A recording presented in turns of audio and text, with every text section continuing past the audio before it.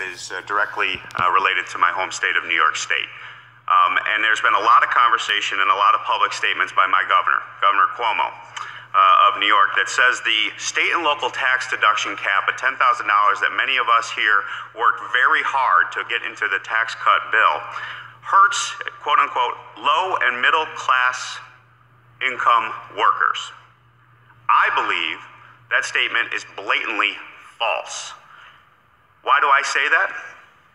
I look at the Tax Policy Center, often expertise and experts in the field of taxation relied upon by many of my colleagues on the other side of the aisle to support their criticisms or objection of tax policy here in D.C.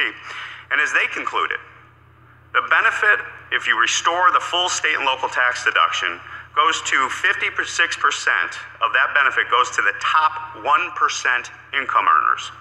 Top 1% income earners are $755,000 per year taxpayers. 96% of the benefit goes to those in the top 1/5 of the income earners. Those people are making approximately $153,000 per year. Mr. Secretary, first of all, do people making $755,000 per year or $153,000 per year, is that a definition of a low and middle income worker from your perspective? I don't believe so. So is Governor Cuomo's assertion then that the state and local tax deduction cap of $10,000 hurts low and middle class workers true or false in your opinion? Mr. Reed, I think it's false. We worked very closely with you and others and Mr. Brady on the 10,000 to make sure that most people. Now, I will tell you, there's no question that wealthy people in New York have been impacted by this. I can tell you I personally pay taxes in New York and California, and my tax rate did go up because I've no longer have the SALT deduction. And one area of agreement I will agree with our governor on, and that's because people are mobile, especially on the upper income level, those making $750,000 and higher, correct? So people respond to increased taxes by avoiding those taxes. That seems to me to be human nature. Would you agree with that higher taxes causes people to react to that situation? I've read, I'm sure as you have, that people are leaving New York and going to Florida because of the differential of tax rates. And that's because I'm not an expert on human nature in this area. Well, having 11 older brothers and sisters, I try to, common sense type of thing. The issue I would have then is people are leaving because of tax policy. High tax is on their income. So with that, I... Gentleman's time has expired. With that, let me recognize the gentleman from Wisconsin to inquire, Mr. Kind. Thank you, Mr. Chairman. Mr. Chairman, I'd ask unanimous consent to have included in this record at this time an article titled "Trump's Budget Hinges on Economic Growth Numbers No One Believes It's a Fake Forecast." Without objection. Mr. Secretary, you give me or any member on this diet an opportunity to write $2.3 trillion worth of hot checks, and we'll give you the illusion of short-term growth and prosperity in this country. This administration, complicit with the other side, jammed through a major reform to the tax code a little over a year ago in 51 days without one hearing, with no appropriate feedback, riddled with mistakes and errors and unintended consequences. And now, according to most budget forecasts, when you include interest on the debt, we'll increase our debt by $2.3 trillion over the next 10 years. 83% of the benefit, by the way, goes to large corporations and the wealthiest 1%. And now it appears as if the sugar high is ending. In the last 2 years of the Obama administration, they had stronger job growth and higher wage growth in the first 2 years of this administration. And yet my friends on the other side are like the rooster that crows and takes credit for the sun rising. But my fear now with the debt that this administration has embraced is when things do turn sour, and they will again, there will be another economic downturn, is we're not going to have the monetary or even the fiscal tools in which to combat that because of this huge debt that's been racked up. And I'll tell you what won't fly with hundreds of thousands of seniors and families in Wisconsin is this president's budget that calls for $845 billion worth of cuts to Medicare and another $241 billion worth of cuts to Medicaid, our Badger Care program, which will affect the health care that those families receive in Wisconsin. Clearly, this is an attempt to pay for those tax cuts on the backs of those seniors and families that rely on those programs for the health care needs back home in Wisconsin. But let me pivot real quick on a subject that we do agree on. I was one of the authors of the Opportunity Zone legislation, along with my friend Pat Tiberi on this committee, and along with Senators Scott and Booker on the Senate side. We still think that holds great promise and opportunity in those overlooked areas of our country, trying to get that early stage capital in. But I want to make sure it works the way it was intended, and we're going to need your help because right now there's no accountability or data reporting requirements as far as where these investments are going, nor is there government data at this time tracking the number of the characteristics of the qualified opportunity funds because it's all just self-certifying at the time of tax filing. Could you tell me what Treasury is doing to try to bring more transparency and accountability to this program? And can you let us know what you can do on your own or what you might need legislatively to put this in place so we have a good accountability system? Mr. Kine, thank you very much. First of all, I appreciate your words on the opportunity zones, which I share are going to be an important issue. And let me just say on data accountability, we agree with you. So if there are specific things that you think we should be collecting, please send us a letter and we will take that into consideration. Our view has been that we want to implement this quickly. So the self-certification was to get this up and running. We do intend that there will be data accountability, and whether it comes out immediately or it comes out in the next 6 months, we do intend to collect data, and we appreciate your input on that. Thank you. Yeah, we'll follow up. Thank you, Mr. Chairman. Thank the gentleman. With that, let me recognize the gentleman from Pennsylvania, Mr. Kelly, to inquire. Thank you, Mr. Chairman, and Mr. Secretary, thanks for being here. You know, this discussion today reminds me of something that I read a time ago. It's called The Tale of Two Cities. Really, it is a tale of two parties. It was the best of times. No, it was the worst of times. It was the age of wisdom. No, it was the age of foolishness. It was the epic of belief. No, it was the epic of incredulity. It was the season of light. No, it was the season of darkness. It was the spring of hope. No, it's the winter of despair. The sugar high is not a sugar high. And if it's a sugar high, I got to tell you, the people back in my district love it. They are doing so much better today than they have done in so many decades, and nobody can deny the economic growth that came out of the Tax Cuts and Jobs Act. It is undeniable. It may not be unacceptable depending on which side of the aisle you sit, but I got to tell you, for people back home, it is an incredible lift. And in one of the towns that I represent, the city of Erie has done exceptionally well with opportunity zones. We have 8 opportunity zones in Erie. Mr. Kine talked about this. The Erie Downtown Development Corporation is led by a guy named John Persinger, who's a good friend of mine, and another good friend named Matt Wachter. These guys have put together a piece that is available to everybody in the country because they are out on top of it right now. They are out and moving. And we're looking again at growth, and more growth, and investment in places that nobody would have invested in before. But because of the Tax Cuts and Jobs Act, it is bringing vitality and a dynamic economy back to these areas. The one thing, though, that I would just ask you, if you could, it comes down to trying to put together all the different ideas that we have to do, and basically the second tranche of regulations, and this comes down to, so the Office of Information and Regulatory Affairs, there is some confusion on the regulations. And do you know how soon we'll be able to come out with other regulations? I got to tell you, in the understanding of it, listen, I've never seen anything like this in my life when it comes to growth, economic growth. And when we talk about the acceleration in debt, I was here also. I was actually alive in 8, 9, and 10, and I saw that debt goes from about 9 trillion up to over 20 trillion. At that time, there wasn't much of a murmur or even a whisper about it. It was okay. I got to tell you, I appreciate everything you've done, but when it comes to the regulations, that second tranche coming out, so like the Erie Downtown Corporation, the Development Corporation, when can people like that see? And also, I would just like to ask you, if you ever have a chance, would you please come to Erie, Pennsylvania, and walk with me through the opportunity zones and see what it's like to put life back into a community because of tax policy that was done right here in this room. This has been phenomenal. Mr. Kine, I'd be happy to find a time to go with you to Erie. I would look forward to that. I think the opportunity zones are important, and I want to visit the specific areas. The additional regulations are going through an internal clearance process at the moment, and we are very much trying to get them out on an expedited basis, so thank you. Well, thank you, because the poorest zip code in Pennsylvania is in that town. Thank you. Thank the gentleman. With that, let me recognize the gentleman from New Jersey to inquire, Mr. Pasquale. And from here on, we will proceed to 2 to 1 in terms of ratio. And members are advised that there is likely to be a vote on the House floor at 10 o'clock, but it's the chair's intention to proceed with the hearing, so that means members on the first row or those at the end of the dais might want to go and vote and come back immediately. There will only be one vote. Mr. Pascrell. Thank you, Mr. Chairman. Good morning, Mr. Secretary. The federal tax laws should be administered in an impartial and non-partisan manner.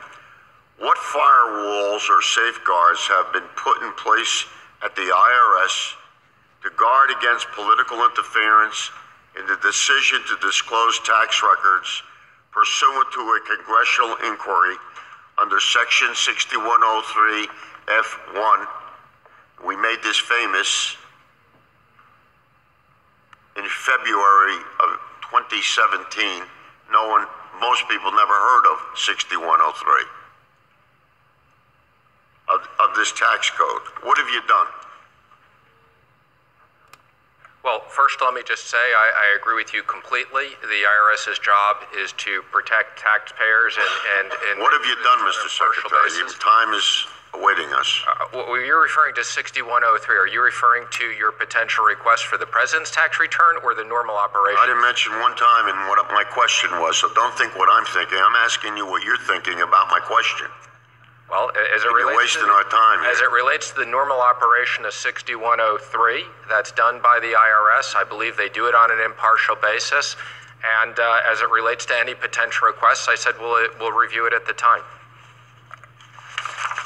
Let me ask you this question. Mr. Trump claimed President Trump, he would not personally benefit from the tax cuts in the tax bill of December of 2017. How can we know without seeing his tax returns? Can you tell me that? Well, I'm not aware of the president's financial situation other than what I read in Apparently nobody is. But I would just comment that I assume that comment is that he has properties in New York and other places that are impacted by the SALT deduction. Well, it's happening and it's coming, so be prepared. It's September 2017. You promised not only will this tax plan pay for itself, it will pay down debt. You said that. I didn't say that. You also claimed that for the highest earners, their taxes won't go down, which they obviously did in the final bill. So, do you agree that those statements have been proved false? No, I don't. So, on the first part, I would say... Then let me ask you this question. Well, can I answer? Or well, you answer yes or no, but go ahead. I'll give you 2 minutes, 2 seconds. So, as I've said before, on whether it will pay down debt, that will depend upon the growth over the period of time. It has worked so far. As it relates to the top wealthiest people, used to pay 19.3% of taxes. They now pay 19.8% of taxes. Is it true that your tax went up? Is it true that your tax bill used the SALT cap to pay for the tax cut for top earners? Yes or no? No. You know how much you gained from that in terms of revenue? I do. How much? It gained money, but it was offset by a majority of those people who paid the AMT. So it was in the number of a couple of $100 billion. I'm not getting it straight in. I thank the gentleman. With that, let me recognize the gentleman from Illinois to inquire, Mr. Davis. Thank you very much, Mr. Chairman. I'm deeply troubled that the Trump administration is prioritizing or allowing policies that allow 501c3 tax-exempt organizations to discriminate against Jews, Catholics, Muslims, multiple groups of Protestants, and LGBTQ families, while worsening the shortage of individual families who would be willing to serve as mentors to foster children. And so, do you support that policy? Mr. Davis, I don't support discrimination in any kind, any place whatsoever. Let me be clear of that. If there are specific issues that relate to 501c3s, I'd be more than happy to follow up with your office. We'd be delighted to do that. I'm also concerned that there are are severe cuts to the most vulnerable members of our population. Cuts in the Department of Labor's training programs by 7%. Cuts in child welfare, $4 billion. Cuts to the most vulnerable groups in our society to enhance the ability of the rich to continue to benefit from the tax cuts that we have seen. How do you justify what I call those draconian cuts in terms of the vulnerable population groups who would benefit from these funds? And we have no money at all in the budget for paid family leave for individuals to take care of sick relatives, parents, and even children. Could you? Well, Mr. Davis, let me just say we look forward to working with Congress on the allocation of and appropriations of specific programs. But let me just comment in general that in 2020, the president's non-defense budget is $567 billion. That's up from $518 in 2016, so it is up substantially. And as it relates to mandatory spending, we project that that goes from $2.8 billion in 2020 to $4.3 billion in 2029. So, and that doesn't include, obviously, what was in the last several years over $100 billion of money that went to special issues domestically for wildfires and hurricanes and other things. So we look forward to working with you in Congress on specific programs. Thank you very much, and I yield back. I thank the gentleman, and with that, Chair would recognize the gentleman from North Carolina, Mr. Holding, to inquire. Thank you, Mr. Chairman. The Secretary, thank you for your efforts on the proposed BEAT regulations. I look forward to working with you as we work through the remaining issues that are being brought up by the stakeholders in the comment period, and hopefully we can get those implemented quickly and in a good way. I want to switch gears and talk about pension plans. As you know, hitting those rates of return is very important, and unfortunately often pension plans don't do so. In North Carolina, where I'm from, the retirement system posted a negative 1.47% return, making it the 21st year in a row that it's failed to hit a 7% target. But the biggest bright spot in many pension portfolios has been investing in private equity. Even when North Carolina's retirement system lost money in the stock market last year, investments in private equity earned a significant 18.3% return. So it seems pension plans are understandably looking for more and more in the private equity markets to generate these needed returns. For instance, in California's public employment retirement system, it's looking to double its investment in private equity and expects private equity to be the only asset capable of meeting its 7% target rate of return over the next decade. So in your capacity as a member of the board of the directors of the Pension Benefit Guaranty Corporation, how important is it for pension plans to hit their target rates of return, and what will happen if they continue to fail to do so? Well, Mr. Holding, let me just first comment that it's up to individual pensions to determine what their appropriate return is and their investment allocation on a prudent basis. I would just say, notwithstanding your pitch for private equity, public equities are up over 35% since the president was elected. Over long periods of time, they tend to be a tremendous investment opportunity for pension funds and have workers participate in that. But I share your view on the importance of pensions and making sure that they protect the workers.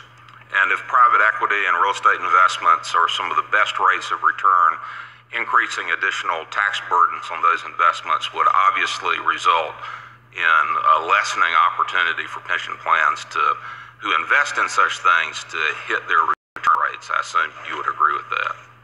I think that's just factually correct. Thank you.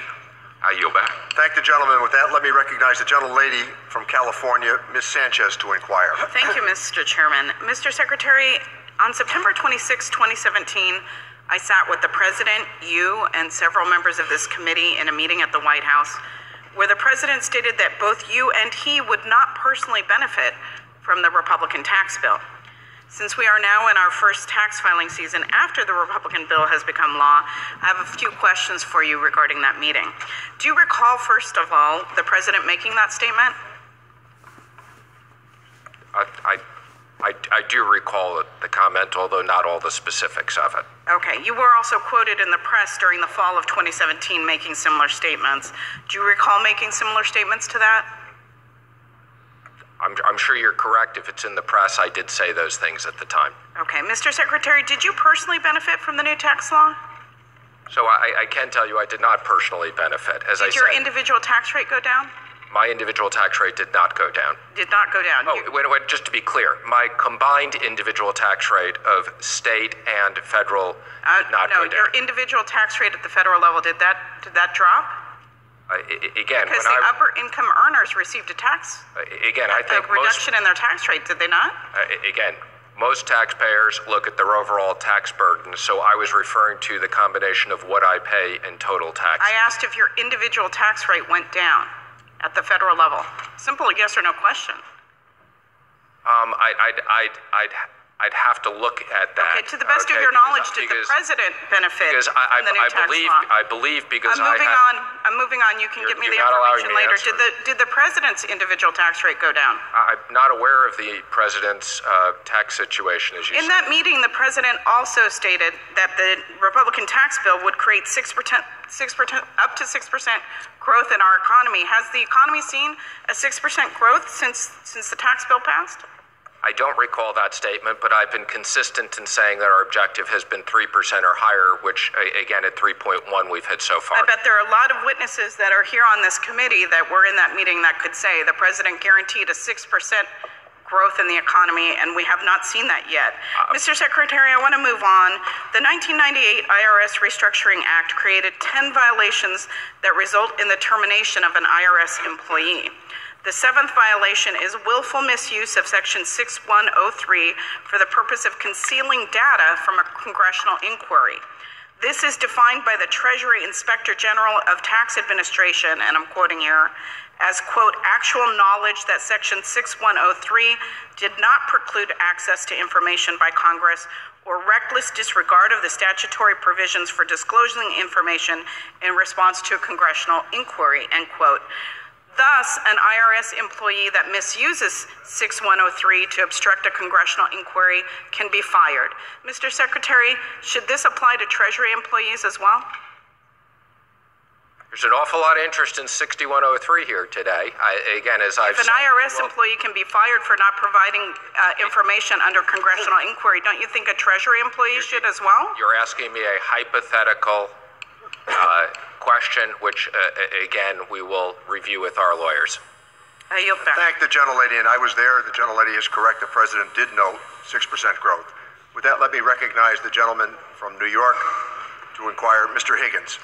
Mr. Secretary, I just want to, for the record, correct you that tax cuts do not pay for themselves, and you should know that. The president just gave us 4 consecutive trillion-dollar deficits proving that these tax cuts do not pay for themselves. The president's own budget projects that the debt will hit $22.8 trillion in 6 years. That's more than 50% higher than when the president took office. So these tax cuts do not pay for themselves. Candidate Trump said that he will save Medicare, Medicaid, and Social Security without cuts ever. He further said, I'm not going to cut Medicaid or Medicare.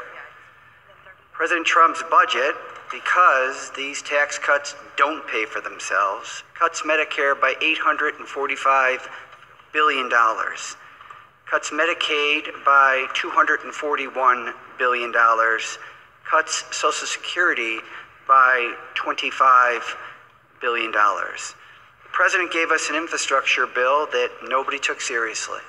He had a Republican House and a Republican Senate, and there wasn't one bill to support the president's bill plan toward implementing an infrastructure bill. In fact, the president billed this as a $1.5 trillion infrastructure plan with only $200 billion of federal money. that is equivalent to the amount of money that we spent rebuilding the roads and bridges over the last 10 years in Iraq and Afghanistan. So this is not an infrastructure bill. My hope is that given the failed attempt by the president to initiate an infrastructure bill, that the administration will work with this House that has sound ideas as to how to fund properly an infrastructure bill, because, Mr. Secretary, unlike tax cuts, infrastructure does pay for itself. For every dollar that you give away in a corporate tax cut, the best case scenario is that you can recapture 32 cents. You're an investment banker. That's a loss on investment of 68%. On infrastructure, conservatively, for every dollar you spend, you can recapture about $2, and I've seen $3 and $4 as well. So my hope is that you will take seriously our offer to work together on an infrastructure bill. Mr. Higgins, I can assure you we will take seriously your efforts to work with us on infrastructure, and we look forward to that. And again, let me just comment on whether the tax cuts pay for themselves or not will be simple math. 35 basis points of additional growth over the 10-year period is what it takes. And we're way ahead of that, but we'll see. So time will tell. We yield back. Thank you. I thank the gentleman. With that, let me recognize the gentleman from Missouri, Mr. Smith, to inquire. Thank you, Mr. Chairman. Secretary, thank you for being here. Listening to the questions that I've heard, I should ask a couple that are just as ridiculous. Like, do you breathe oxygen? What was that? Do you breathe oxygen? Yes, I breathe oxygen. Are you a U.S. citizen? Yes, I am. That's how ridiculous these questions have been today. I mean, everyone knows these questions, but it's just trying to make their political points. But what I do want to say to you, Secretary, is thank you. Thank you and President Trump and this Republican Congress for turning our economy around. For the first time in 13 years, our GDP is at 3.1% last year. That's amazing. And when I go to Southeast Missouri, where the folks that I represent, their median income is $40,000 a year, and they tell me about how they have benefited from the Tax Cut and Jobs Act. I don't listen to this political debate and jargon saying that it only helped the wealthy, because I can take you to countless individuals in Southeast Missouri where they came up to me and they're like, you tell President Trump thank you for my $1,000 bonus that I got at the AT&T call center in Cape Girardeau, Missouri because of his tax cut bill. And I'm like, no, I helped write it. The president didn't write it. I was one of the 23. But he's like, thank you. Or the young lady who had 2 broken car seats at Lowe's in Rolla, Missouri. And she said, because of the benefits from the Tax Cut and Jobs Act, I was able to buy new car seats. So I want you to not have a doubt how successful the economy is going and how well the Tax Cut and Jobs Act are affecting real Americans who don't think $1,000 are crumbs. They know it's a couple months' rent. They know it's a couple car payments, and they know it will put food on the table. So, Mr. Secretary, I do want to make a point that's in the budget of something that I really care about. One, the elimination of the electric tax credit. The president proposed that in the budget. We know that 80% of the people that benefit from the electric tax credit for electric cars, they get $7,500 on purchase of a new car. 80% of those people make more than $100,000 a year. How many electric cars do you think are in Southeast Missouri? I don't know how many are there, but I do know that I own a Tesla, and I didn't need the $7,500 tax credit. Well, I want to take it away. So, and I'm glad the president does as well. And I could say so much more, but thank you for being here. Thank you for the job you're doing, and thanks for putting up with all this. We thank the gentleman. With that, let me recognize the gentlelady from Washington State, Ms. Delveni, to inquire.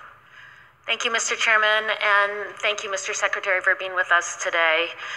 When the Tax Cuts and Jobs Act was being drafted, Republicans sold the pass-through deduction as a provision that would benefit small businesses.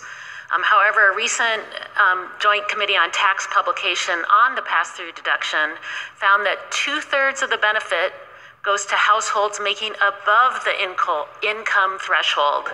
That threshold is $157,500 for individual filers and $315,000 for joint returns, meaning that taxpayers above those income thresholds, who only represent 5% of taxpayers claiming the deduction, will reap 66% of the benefits from the deduction. Another report from the Joint Committee on Taxation finds that more than half the benefit of the pass-through deduction will be claimed by taxpayers with income in the top 1%. Are you concerned that a provision that was supposed to benefit small businesses is largely benefiting the wealthy? Well, let me just comment that in pass-throughs, there is one level of taxation as opposed to two levels of taxation. The idea of the pass-through discount was to create businesses that are pass-throughs to make them competitive with corporations and to eliminate a lot of what would have been the switching costs had people made those as corporations. So, but our small businesses are not receiving that benefit. Again, what I would just say, I don't have the specifics, and we'll try to get back to you on this, but the idea was that no different than corporations would pass on significant part of those benefits to workers and investment, that pass-throughs would as well. And we'll try to get back to you with some statistics. Well, I think you should read the report from the Joint Committee on Taxation because it has that detail. And it's very I've read the report. When the tax bill when Republicans were talking about the tax bill, they talked about how it was going to benefit middle-class families and small businesses. This is yet another proof point that says that that has not been true. Finally, Mr. Chairman, I'd like to enter into record a letter sent to Secretary Mnuchin on November 29th, 2018, requesting documents related to the ACA. The documents have not been produced to the committee, and I ask for unanimous consent to enter it into the Without objection. Thank you. I yield back. And we'll look into that and get back to you. I'm not aware of why it hasn't been.